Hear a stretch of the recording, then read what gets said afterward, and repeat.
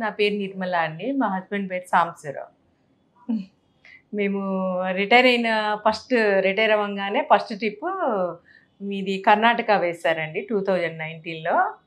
దానిలో వెళ్ళాము. బావుంది. ఫెసిలిటీస్ కూడా పర్లేదండి. అప్పుడు చాలా బావుంది. చార్ధామ్ కూడా తర్వాత నెక్స్ట్ సెకండ్ ట్రిప్పు ఈ 21. కరోనాలో 2020లో కరోనాలో 21. Chardham 20 ending 20. 2021 second phase corona వచ్చింది చూడండి. ఆ టైంలో వెళ్ళాము. బావుందండి అది కూడా. కొంచెం అప్పుడైతే చాలా అసలు టెంపుల్స్ అన్నీ ఖాళీగా ఉన్నాయి. ఎవరు రాలేదు కదా! చాలా బాగా చూసాం. కాకపోతే మాకు మా హస్బెండ్ కొంచెం కేదార్‌నాథ్ వెళ్ళేటప్పుడు కొంచెం ఇబ్బంది పడ్డారు.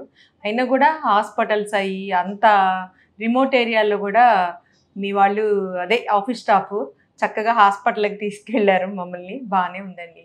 నెక్స్ట్ థర్డ్ ట్రిప్ వచ్చి గుజరాత్ 22 ఏప్రిల్. అది కూడా బాగుందండి.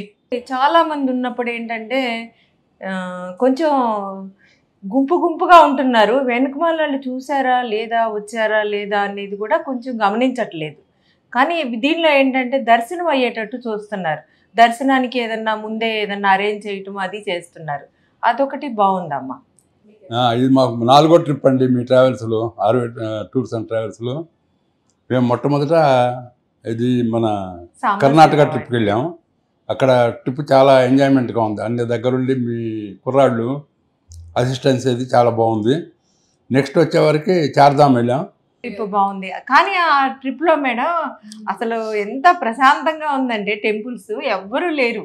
చాలా మేము క్రౌడ్ని చూసింది బద్రీనాథ్ ఒక్కటే.